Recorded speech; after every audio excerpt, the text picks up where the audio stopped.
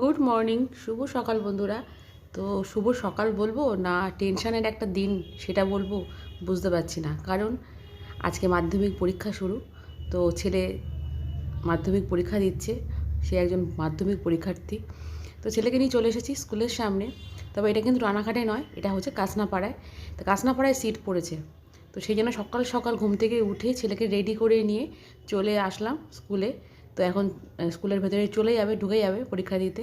প্রচণ্ড টেনশনের একটা দিন। তো ছেলে অলরেডি স্কুলের ভেতরে ঢুকে গেছে পরীক্ষা দিতে। ওর তো কোনো টেনশান নেই, যত টেনশান আমার আর ওর পাপার। তো কী লিখবে, কীরকম কোশ্চেন আসবে, লিখতে পারবে কি না, নাকি ভয় পাবে, মানে সব রকম চিন্তাভাবনা, যত যত চিন্তাভাবনা আছে সব আমি আর ওর পাপা মিলেই করে নিচ্ছি। ওর কোনো চিন্তা নেই, ও একদম বিন্দাস আছে। তো কী আর করা যাবে, বিন্দাস আছে, ভালোই আছে। তো পরীক্ষাটা ভালোভাবে দিক এটাই চাই।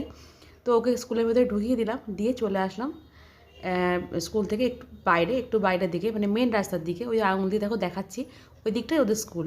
তো এসে একটু চা খেয়ে নিয়েছি একটা চায়ের দোকান থেকে। খেয়ে নিয়ে এবার তো কোথাও বসতে হবে, বসার কোনো জায়গা পাচ্ছিলাম না।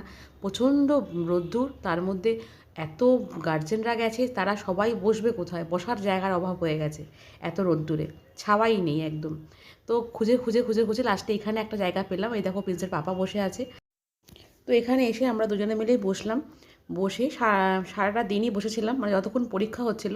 3 ঘন্টা পরীক্ষা হলো, তো 3 ঘন্টায় এখানেই বসেছিলাম।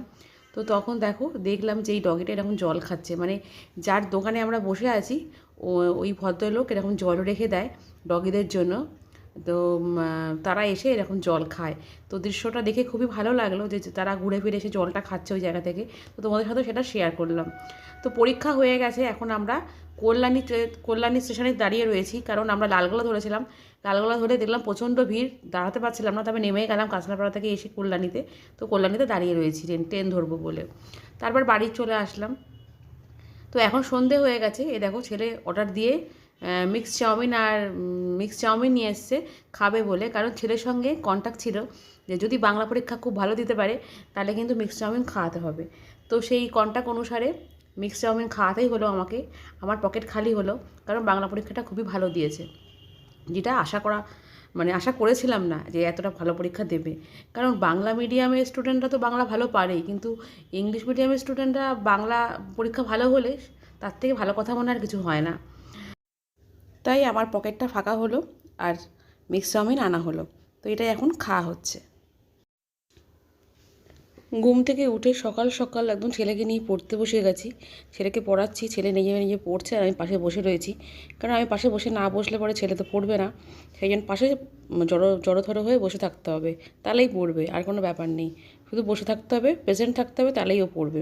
ওই দেখো জামা কাপড়গুলো দেখাচ্ছে, দেখো জামা কাপড় কাচা হয়েছে 2-3 দিন ধরে, ডাং হয়ে রয়েছে। ভাঁজ করার সময় পাচ্ছি না, তো ছেলে মাধ্যমিক চলছে, ছেলেকে নিয়ে সারাক্ষণ বসে থাকতে হচ্ছে, একটু এদিক ওদিক সরলে আর পড়ছে না। তো সেই জন্য বসে থাকতে হচ্ছে আর পড়াতে হচ্ছে। তো পড়াতে পড়াতে দেখো পড়ানো হয়ে গেছে মোটামুটি। তো লাস্টে তখন দেখো একটা লোক আসলো, এই যে এটা টাঙিয়ে দিতে, এই রডটা। তো এরকম রড দুই দিকে দুটো টাঙানো হয়েছে ছাদের ওপরে জামাকাপড় টাঙানোর জন্য। তো তারা এসে টাঙিয়ে দিয়ে চলে গেল রডটা। তো ভালোই হয়েছে, অনেক দিনের ইচ্ছা ছিল এরকম একটা রড টাঙিয়ে জামাকাপড় মেলবো দড়িতে ছাদে, তাড়াতাড়ি শুকিয়ে যাবে সেই জন্য। তো অনেক দিনের একটা আশা প্রায় প্রায় পূর্ণ হলো বলতে পারো। আর এই দেখো মনা চলে এসছে, মনা কাজ করা হয়ে গেছে। লাস্টে এটা মনা ধুয়ে দিচ্ছে ছাদে, কারণ প্রচণ্ড রোদ্দুর উঠেছে, শুকিয়ে যাবে বলে মনাকে বললাম একটু কেচে দিয়ে যা। তো মনা চলে যাওয়ার পর নিচে চলে আসলাম, কারণ নিচে অনেকগুলো কাজ রয়েছে।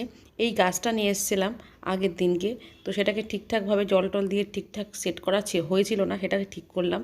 আর তার থেকেও বড় কথা যেটা, সেটা হচ্ছে যে এই যে শোকেসটা যেটা দেখছো তোমরা, তো আমার এই শোকেসটা প্রচণ্ড ধুলো পড়েছিল। কারণ তোমরা তো জানোই যে 2-2.5 মাস ধরে আমার বাড়িতে মিস্ত্রিরা সব কাজ করেছে, আর বিভিন্ন ধরনের মিস্ত্রিরা কাজ করেছে, যার জন্য এত ধুলো জমে গেছিলো এই শোকেসটার ভেতরে যে তাকানো যাচ্ছিলো না। তাকালে পরে মানে আমার মন খারাপ হয়ে যাচ্ছিলো যে এত ভালো ভালো জিনিসগুলোর উপরে এত বাজেভাবে ধুলো পড়েছে যে কি বলবো। তো সেটাকে পরিষ্কার করলাম, সমস্ত কিছু নামিয়ে আমি আর প্রিন্সের পাপা কিন্তু আজকে পরিষ্কার করেছি এই শোকেসটা।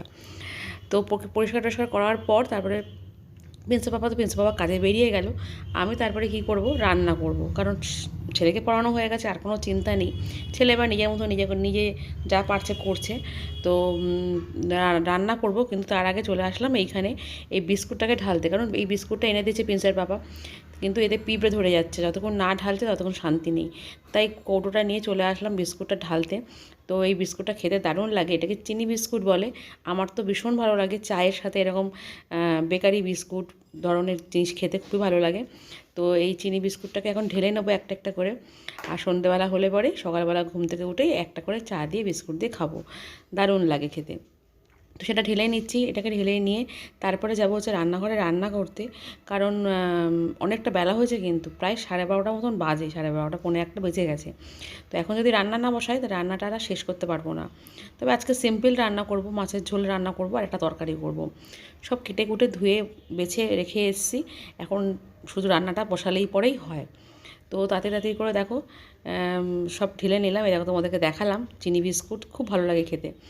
তো এটাকে হয়ে যাওয়ার পর এটাকে রেখে দিয়ে তারপরে রান্নাঘরে যাব। তো আরেকটা জিনিস সেটা হচ্ছে যে আমাকে একজন জানো তো কুল দিয়ে গেছে, তার বাড়ির গাছের কুল আমাকে দিয়ে গেছে। জানে আমি কুল খেতে ভালোবাসি, কুলের আচার খেতে ভালোবাসি। তো আচার করার জন্য এই কুলগুলো দিয়ে গেছে। তো সেই কুলগুলোকে ভালো করে ধুয়ে একটু রোদে দিলাম। খুব বেশি বড় সাইজ না, কয়েকটা দানা মানে কয়েকটা কুল বড় বড়, আর তাছাড়া বাদবাকি কুলগুলো সব ছোটো ছোটো। তবে এগুলোকে একটু ভালো করে ধুয়ে নিয়েছি, ধুয়ে রোদ্দুরে দিয়ে দিয়েছি শুকাতে। পরে 2-1 দিন পরে একটু আচার করে রাখবো। তো দিয়ে তবে দেখো রান্নাঘরে চলে আসলাম। মাছগুলো একটু ভেজে নিয়েছি, আজকে কাতলা মাছ রান্না হবে, একদম প্লেন রান্না করব। কারণ এখন পরীক্ষা চলছে, পরীক্ষার ভেতরে বেশি কিছু রান্না করলে পরে খেয়ে যদি শরীর খারাপ করে তাহলে প্রিন্সের পরীক্ষা চলছে, সেই জন্য অসুবিধা হয়ে যাবে খুব। আমি অসুবিধায় পড়ে যাব, প্রিন্সও অসুবিধায় পড়ে যাবে। তাই একদম সিম্পল রান্না হচ্ছে, কারণ সন্ধ্যেবেলা দিকে তো টুকটাক খাবার আসেই, টুকটাক খাওয়া হয় সেই জন্য। তো এই দেখো তরকারি করে নিয়েছি সব রকম সবজি দিয়ে, ভাত আর ফুলকপি দিয়ে আলু দিয়ে মাছের ঝোল করেছি। গুড ইভিনিং এভরিওয়ান, সন্ধে হয়ে গেছে। তো একটু চা বানিয়েছি, আদা দিয়ে একটু ভালো করে চা বানিয়ে নিয়ে এসেছি। তো মাথাটা প্রচণ্ড ধরেছে, যন্ত্রণা করছে মাথাটা।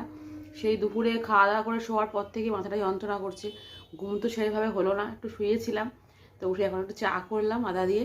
তো এখন চা খাচ্ছি, একটু চা খেয়ে নিই, তারপরে ছেলেকে নিয়ে পড়তে বসাবো। এই যে ছেলে শুয়ে রয়েছে, উঠছে না, প্রায় 6টা 6:30 বেজে গেল। তো চাটা খেয়ে নিয়ে সন্ধে দেবো আগে, ফার্স্টে সন্ধে দিয়ে নিয়ে তারপর ছেলেকে নিয়ে পড়তে বসাবো। আর আমি না ওর কাছে না বসলে পরে পড়তে চায় না। একটা মাধ্যমিকের স্টুডেন্ট, সে নিজে নিজে কোনো সময় পড়তে বসে না, যতক্ষণ না মা নিয়ে বসবে ততক্ষণ। তো এইভাবেই চলছে। তো এখন একটুখানি শুয়ে রয়েছে, কারণ হচ্ছে একটা পরীক্ষার পরে অনেকটা গ্যাপ দিয়েছে, 5 দিন 6 দিন করে করে এক একটা পরীক্ষার পর গ্যাপ, প্রত্যেকটা পরীক্ষার পর পরে এরকম গ্যাপ রয়েছে, 5 দিন 6 দিন 4 দিন এরকম করে করে সব গ্যাপ রয়েছে। তো অনেকটা সময় যেহেতু আছে, সেই জন্য বেশি মানে চিন্তা নেই। কেননা এই টাইমে যা টাইম দিচ্ছে টাইমে পড়েও আরও টাইম থাকবে। তো সেই জন্য একটু প্রথম দিকে একটু গাফিলতি চলছে, যার জন্য শুয়ে রয়েছে, উঠছে না। এই যে শুয়ে রয়েছে। তো আমি এখন চাটা খেয়ে নিয়ে সন্ধে দেবো, সন্ধে দিয়ে তারপরে ওকে নিয়ে বসাবো পড়তে। তো এখন বেশি বাজেও নি, তাছাড়া 6টা 6:30 মনে হয় ম্যাক্সিমাম বাজে, আর বেশি বাজে না। তো সেই জন্য চাটা খেয়ে নিই তারপরে পড়তে বসাবো। রাতের খাওয়া দাওয়া কমপ্লিট, তো এখন শুয়ে পড়বো। ঘড়ির কাঁটা বলছে 12:05। তো এখন শুয়ে পড়বো। তো আজকের ব্লগটা এই পর্যন্তই রাখছি। সারাদিনের ব্লগটা তোমাদের যদি ভালো লেগে থাকে তাহলে একটা লাইক করো, কমেন্টস করো, প্লিজ আমাকে সাবস্ক্রাইব করো। আমার বকবক আজকে এখানেই শেষ করছি, কালকে ফিরে আসছে একটা নতুন ব্লগের সাথে। ততক্ষণ যেন তোমরা সবাই সুস্থ থেকো, ভালো থেকো। Good night, tata.